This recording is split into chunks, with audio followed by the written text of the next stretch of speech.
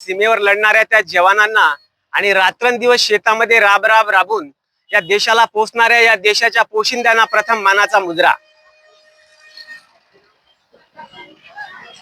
टाका तुरुंगात, करा गोळीबार, नाहीतर चालवा लाठी, आम्ही लढणारच शेतकऱ्यांसाठी.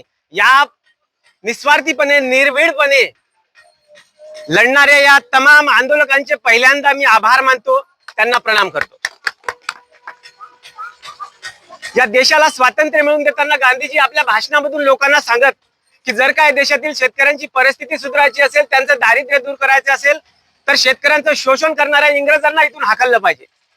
इंग्रज या देशातून गेल्याशिवाय, या देशाला स्वातंत्र्य मिळाल्याशिवाय आपल्या देशातील शेतकऱ्यांची परिस्थिती सुधारणार नाही, त्यांचं दारिद्र्य दूर होणार नाही.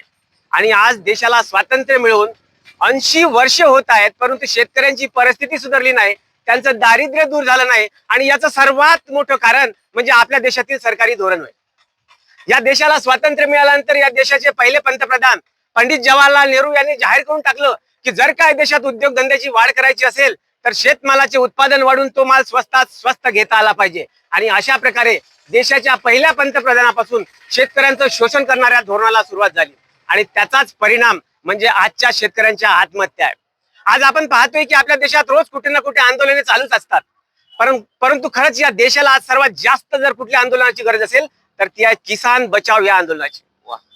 कारण आज शेतकरी महिन्याला नाही, दिवसाला नाही, घंट्याला नाही, तर दर काही मिनिटाला शेतकरी आत्महत्या करत आहे. शेतकऱ्यांच्या आत्महत्या ही आज आपल्या देशातील सर्वात मोठी समस्या आहे, सर्वात भीषण समस्या आहे. कारण शेतकरी आज एकाएकाने आत्महत्या करत आहे आणि उद्या जर याला तांड्याचं स्वरूप प्राप्त झालं आणि सामुदायिकरित्या जर शेतकरी आत्महत्या करायला लागले तर कल्पना करा काय होईल या देशात. अहो, या देशाला जिवंत ठेवणारा शेतकरीच जर जिवंत राहिला नाही तर हा देश तरी जिवंत राहील काय? राहूच शकत नाही. मग काय फरक पडला हो? आधी शेतकऱ्यांचं शोषण होत होतं, आजही होत आहे. पूर्वी शेतकऱ्यांना लुटलं जात होतं, आजही लुटलं जात आहे. पूर्वी शेतकऱ्यावर अन्याय, अत्याचार, लाठीचार्ज, गोळीबार केला जात होता, आजही केला जात आहे. मग काय फरक पडला या देशात? What is the difference between Indian government and British government? काय फरक पडला? गोरे गेले, काळे आले, व्यक्ती बदलली, टेंडन्सी तीच आहे. काय फरक पडला? आणि काय फरक पडणार आहे? काळे आले काय आणि निळे आले काय, हिरवे आले काय आणि भगवे आले काय? काय फरक पडणार? काय फरक पडणार? राम राजा झाला काय अथवा रावण राजा झाला काय? शेतकरी तर सीताच आहे ना. राम राजा झाला तर सीतेचं हरण अपहरण करणार, रावण राजा झाला तर सीतेचं हरण अपहरण करणार आणि राम राजा झाला तर सीतेचा त्याग करणार. काय फरक पडणार? काय फरक पडणार? कौरव राजे झाले काय अथवा पांडव राजे झाले काय? शेतकरी तर द्रौपदीच आहे ना.